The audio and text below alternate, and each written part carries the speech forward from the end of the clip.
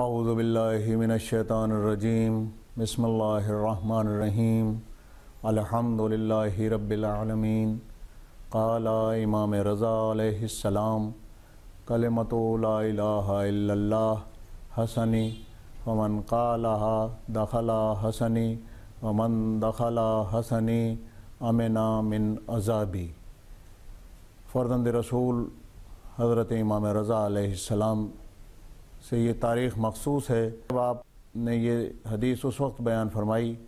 کہ جب آپ مدینے سے مرو بلائے جا رہے تھے اور آپ کو ہارون رشید کے جو بھیجے ہوئے لوگ تھے ان کے ساتھ آپ تشریف لا رہے تھے، تو جب امام رضا علیہ السلام نشاپور پہنچے اور آپ کی آمد کی خبر وہاں کے علماء و فضلاء کو ہوئی تو تمام لوگوں نے آپ کو آ کر وہاں پر گھیر لیا، آپ کا بہت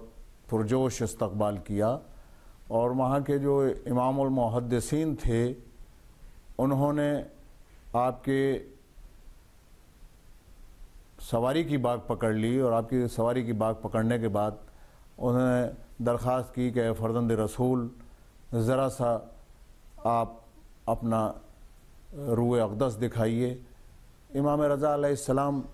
اس وقت جو سواری کے اوپر سوار تھے اس پر پردے پڑے ہوئے تھے۔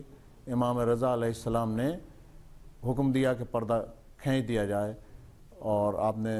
اپنا روح مبارک باہر نکالا۔ تو تاریخ کے جملے یہ ہیں کہ اس قدر لوگوں کو جوش ہوا کہ لوگ دہاڑے مار مار کر رونے لگے، اس لیے کہ فرزند رسول کو دیکھ کر پیغمبر اسلام یاد آئی۔ اس کے بعد ان تمام محدثین نے کہا کہ اے فرزند رسول آپ کو پیغمبر اسلام کا واسطہ کہ آپ اپنے نانا کی کوئی ہمیں حدیث بیان فرمائیے، حدیث سنائیے۔ تو آپ نے اس حدیث کو تلاوت فرمایا، لیکن اس طرح تلاوت فرمایا کہ آپ نے یہ فرمایا کہ میں نے اپنے والد امام موسی کاظم سے، اور انہوں نے اپنے والد امام جعفر صادق سے، اور انہوں نے اپنے والد امام باقر سے، اور انہوں نے اپنے والد امام زین العابدین سے، اور انہوں نے اپنے والد امام حسین علیہ السلام سے، اور انہوں نے اپنے والد حضرت علی ابن ابی طالب سے، اور انہوں نے پیغمبر اسلام سے، اور انہوں نے جبرائیل امین سے، اور جبرائیل امین سے خدا نے یہ فرمایا کلمۃ لا الہ الا اللہ حسنی، کہ میرا یہ کلمہ جو لا الہ الا اللہ ہے یہ ایک قلعہ ہے، جو اس قلعے کے اندر داخل ہو گیا وہ میرے عذاب سے محفوظ ہو گیا۔ یہ حدیث آپ نے بیان فرمائی۔ یہاں قابل غور بات یہ ہے کہ جتنی حدیثیں بیان کی جاتی ہیں سب میں عموماً یہ کہا جاتا ہے قال رسول اللہ، یا کسی دوسرے امام سے کہیں منسوب ہوتی ہے، لیکن یہ پہلی حدیث ہے کہ جس میں پورا سلسلہ آپ نے بیان فرمایا ہے کہ کہاں سے حدیث چلی ہے، کن کن راویوں نے بیان کیا ہے، اور یہ حدیث ذہب کہلاتی ہے کہ یعنی سونے کی حدیث۔ امام علی مقام علیہ السلام نے تلاوت فرمایا پورے سلسلے کے ساتھ میں، اور امام احمد ابن حنبل کا کہنا یہ ہے کہ اس حدیث پاک کے اندر جن لوگوں کے نام لیے گئے ہیں جو اسماء مبارک ہیں، وہ اسماء مبارک وہ ہیں کہ اگر کسی دیوانے کے اوپر پڑھ کر پھونک دیا جائے ان اسماء کو تو وہ دیوانہ جو ہے صحت یاب ہو جائے گا۔ تو عوام نے، امام علی مقام نے یہ جو نام بنام سلسلہ وہاں تک پہنچایا، صرف یہ نہیں کہا کہ قال امام جعفر صادق کہہ دیتے تب بھی بات پوری ہو جاتی تھی، مگر آپ نے حدیث کو بالکل آخر تک پہنچایا۔ وجہ اس کی یہ ہے کہ امام علی مقام علیہ السلام نے جو حدیث بیان فرمائی ہے، امام رضا علیہ السلام کا پیریڈ وہ پیریڈ ہے، وہ زمانہ ہے امام رضا علیہ السلام کا کہ خود شیعت کے اندر مختلف قسم کے فرقے شروع ہو گئے تھے۔ امام جعفر صادق علیہ السلام کے بعد لوگ حضرت اسماعیل کو کہ جو اس دنیا میں باقی نہیں رہے تھے ان کی امامت کے قائل ہو گئے تھے، اور اس کے بعد میں اور فرقے بننے لگے تھے۔ تو امام علی مقام علیہ السلام نے اس حدیث کو بیان فرما کر تمام عقیدوں کو رد کر دیا، اور یہ بتا دیا کہ دیکھو یہ جو حدیث ہے یہ کہاں تک پہنچتی ہے اور کس سلسلے سے پہنچتی ہے، اور جس سلسلے سے پہنچی ہے وہی وہ سلسلہ ہے کہ جو حقیقی سلسلہ امامت ہے۔ آپ نے فرمایا، اور یہ فرمانے کے بعد حدیث کہ کلمۃ لا الہ الا اللہ حسنی فمن قالها دخل حسنی ومن دخل حسنی امن من عذابی. یہ کہنے کے بعد پردہ کھینچ لیا گیا اور آپ نے سواری کو آگے بڑھا دیا. سواری کو آگے بڑھانے کے بعد آپ نے پھر سواری کو رکوایا, پھر روئے مبارک کو باہر نکالا, اور پھر روئے مبارک نکالنے کے بعد میں آپ نے کہا بشرطہا و شروطہا, کلمہ لا الہ الا اللہ یقیناً ایک ایسا قلعہ ہے کہ جس کے اندر جو داخل ہو گیا وہ عذاب الہی سے امن میں آ گیا, لیکن بشرطہا و شروطہا, لیکن کچھ شرطوں کے ساتھ. اور اس کے بعد آپ نے فرمایا وَأَنَا مِن شُرُوطِهَا, اور میں ان شرائط میں کی ایک شرط ہوں. یعنی پورا سلسلہ امامت کو آپ نے بیان فرما دیا, اور 24,000 محدثین تھی کہ جنہوں نے اس حدیث کو وہاں رقم کیا. یہ حدیث بالکل اس انداز کی حدیث ہے جو پیغمبر اسلام نے بیان فرمایا تھا, حدیث ثقلین, انی تارک فیکم الثقلین کتاب اللہ و عترتی اہل بیتی. بالکل اسی طرح کی حدیث ہے کہ کلمہ لا الہ الا اللہ یقیناً ایک قلعہ ہے, لیکن اس وقت جب کہ اس سلسلے کے ساتھ میں ہمیں مانا جائے مکمل طور کے اوپر نفع بخش ہے. عزیزان محترم, امام رضا علیہ السلام کا پیریڈ وہ پیریڈ ہے, آپ دیکھیں کہ ہمارے ائمہ کے اندر فقط 2 امام ایسے ہیں کہ جو اقتدار تک پہنچے. ایک امام علی علیہ السلام کہ 25 سال کے بعد پیغمبر اسلام کی وفات کے ان کے ہاتھوں کے اوپر بیعت کی گئی. آپ کا جو پیریڈ ہے صرف 4.5 سال کا پیریڈ ہے, اور وہ بھی وہ پیریڈ ہے کہ جو ہنگاموں میں رہا اور پرآشوب رہا آپ کا زمانہ. آپ دیکھیں کہ اس پیریڈ کے اندر آپ کو صفین لڑنی پڑی, اسی پیریڈ میں آپ کو جمل لڑنی پڑی, اسی میں آپ کو خوارج کا سامنا کرنا پڑا, اسی میں جو بدامنی پھیلائی جا رہی تھی دوسرے لوگوں کی طرف سے اس طرف آپ کو متوجہ ہونا پڑا. ایسا پیریڈ آپ کا رہا, لیکن اس میں جو آپ نے کام کیا ہے وہ کام ہے کہ دیکھیں آپ کے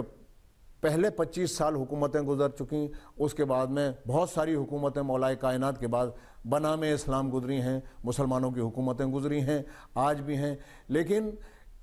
صرف 4.5 سال کا وہ پیریڈ کہ جس میں آپ سکون کے ساتھ کام نہیں کر پائے, اس کے لیے بھی کوفی عنان جو UN کے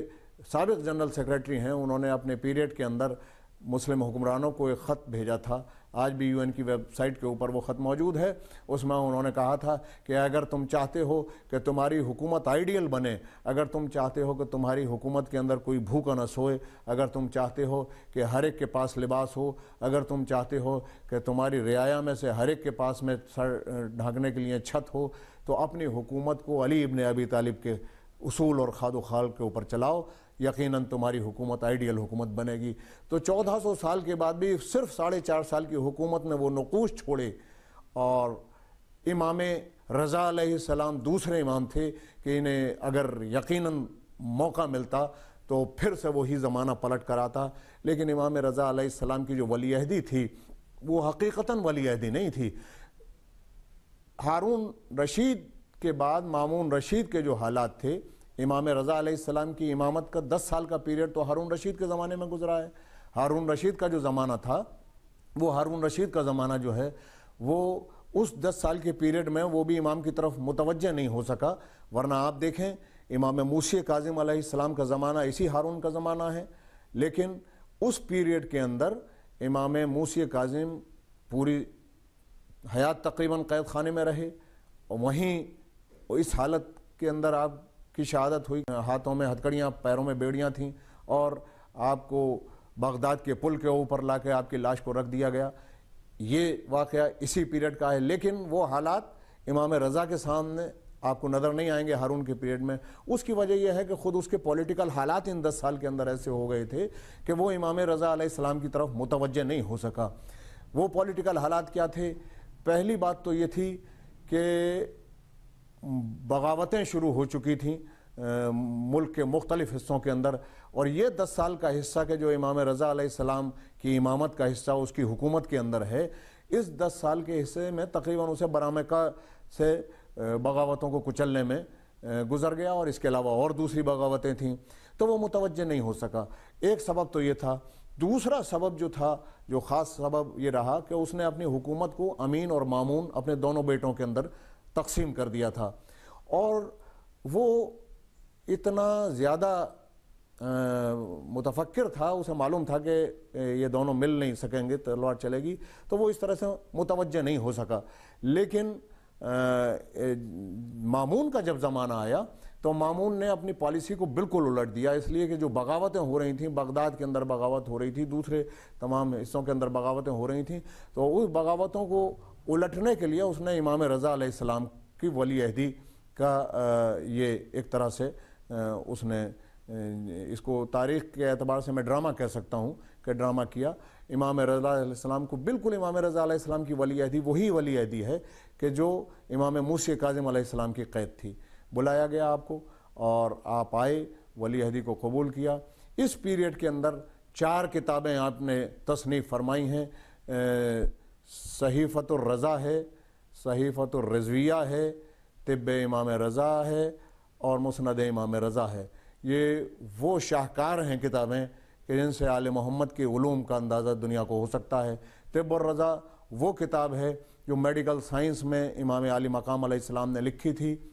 مامون رشید نے اسے سونے کے پانی سے لکھوایا تھا، اور یہ وہ کتاب ہے کہ جس کے بعض نسخوں کے اوپر آج بھی میڈیکل کے اندر ریسرچ ہو رہی ہے، اور جو آپ نے مختلف نسخے بتائے ہیں ان نسخوں کو آپ دیکھیں تو جب انہیں میڈیکل سائنس کی روشنی میں دیکھا جاتا ہے تو عقل حیران رہ جاتی ہے کہ 1400 سال پہلے کوئی کس طرح سے اتنا ایڈوانس قسم کے نسخے تجویز کر سکتا ہے۔ امام رضا علیہ السلام نے وہ نسخے تجویز کیے ہیں، وہ تمام طب الرضا کے اندر موجود ہیں۔ امام رضا علیہ السلام نے اپنے دور کے اندر مناظرے کیے، جو عیسائیوں سے آپ کا بڑا مشہور و معروف مناظرہ ہے، کیونکہ مامون خود بھی علمی ذوق رکھتا تھا، تو اس نے تمام مذاہب کے علماء کو بلا کے سامنے بٹھایا، آپ نے عیسائیوں سے مناظرہ کیا، انہیں آپ نے لاجواب کیا، یہودیوں سے مناظرہ ہوا، ان کو لاجواب کیا، مجوسیوں سے مناظرہ کیا، ان کو لاجواب کیا۔ تو یہ امام رضا علیہ السلام کا چھوٹا سا پیریڈ تھا کہ جس میں امام رضا علیہ السلام حالانکہ ولی عہدی صرف دکھاوے کے لیے تھی، لیکن آپ آئے تو آپ نے یہ علمی کارنامے انجام دیے، اور اس حدیث کو جو آپ نے بیان فرمایا وہ اسی لیے اس سلسلے کے ساتھ بیان فرمایا تاکہ یہ پیغام پہنچ جائے کہ اصل جو سلسلہ امامت ہے وہ سلسلہ امامت یہ ہے، اور اس سلسلہ امامت کو مانے بغیر کلمہ لا الہ الا اللہ جو ہے وہ انسان کے مسلمان کے لیے کافی نہیں ہو سکتا۔ یہ کلمہ لا الہ الا اللہ قلعہ اسی وقت بنے گا، امن اس کا قلعہ اسی وقت بنے گا، اللہ کے غضب سے اسی وقت دوری ہوگی کہ جب اسی سلسلہ امامت کو مانا جائے کہ جس میں مولا نے فرمایا تھا کہ بشرطہا و شروطہا و انا من شروطہا، میں ان میں کی ایک شرط ہوں، مجھے اگر مانو گے اور میرے اس سلسلے کو مانو گے کہ جس سلسلے سے یہ حدیث پوری آئی ہے وہ اللہ تک پہنچتی ہے، تو صحیح معنوں کے اندر تمہیں امن بھی ملے گا عذاب سے اور صحیح اسلام بھی ملے گا۔ راستے میں امام رضا علیہ السلام جب مختلف منزلوں سے گزر رہے تھے، حالانکہ ایسے راستوں سے گزارا جا رہا تھا کہ جہاں محبان اہل بیت نہ ملیں، لیکن جن بستیوں میں پہنچتے تھے ایک مقام کے اوپر جب پہنچے آپ، بہت سارے کرامات ہیں جو آپ سے ظاہر ہوئے ہیں، تو آپ نے اس گاؤں میں جب قریے میں پہنچے تو آپ کو معلوم ہوا کہ یہاں کے لوگ مٹی سے برتن بناتے ہیں۔ وہ ایک سخت پہاڑ تھا، وہاں سے مٹی کھودتے تھے، بڑی سخت مٹی تھی وہاں کی، اس سے وہ لوگ گزارا کرتے تھے۔ اور وہاں سے آپ نے نماز پڑھی اور نماز پڑھنے کے بعد ہاتھوں کو بلند کر کے آپ نے دعا فرمائی کہ اے پالنے والے یہاں کی مٹی کو نرم کر دو، یہاں کی مٹی کو نرم کر دے۔ تو وہ مٹی اس قدر نرم ہو گئی اس کے بعد کہ وہاں کے لوگ بہت آسانی کے ساتھ برتنوں کو بنایا کرتے تھے۔ یا دوسرا اسی طرح کا ایک واقعہ کہ امام رضا علیہ السلام جب ایک مسجد کے اندر جا کر قیام فرمایا آپ نے، اور کچھ لوگ آپ کے قریب بیٹھے ہوئے تھے، خرمے کا ایک تشت آپ کے پاس میں رکھا ہوا تھا، اور جتنے لوگ آتے جا رہے تھے آپ ایک ایک مٹھی خرمے ان میں تقسیم کرتے جا رہے تھے۔ تو ایک شخص آئے، ایک صحابی، اور انہوں نے آنے کے بعد بیٹھ گئے اور انہوں نے کہا کہ فرزند رسول ہمیں بھی عنایت کیجئے۔ تو آپ نے ایک مٹھی خرمے ان کو بھی دے دیے، ان خرموں کو گنا، اور گننے کے بعد میں اس نے کہا کہ فرزند رسول کچھ اور عطا فرمائیے۔ تو آپ نے کہا کہ اگر رات کے خواب میں نانا نے اس سے زیادہ عطا کیا ہوتا تو میں بھی اس سے زیادہ دیتا۔ اس کے بعد میں انہوں نے بتایا کہ میں نے رات خواب دیکھا تھا، بالکل یہی نشست تھی جس نشست میں فرزند رسول تشریف رکھتے ہیں، کہ یہاں پیغمبر اسلام تشریف رکھتے تھے، اور اسی طرح سے خرمے تقسیم کر رہے تھے. میں نے بھی خرمے طلب کیے تو مجھے مٹھی بھر کے خرمے دیے. وہ 18 خرمے تھے شمار میں اور 18 ہی خرمے یہ ہیں. تو فرزند رسول نے بتایا کہ ہمارا راستہ وہی راستہ ہے کہ جو پیغمبر اسلام کا راستہ ہے.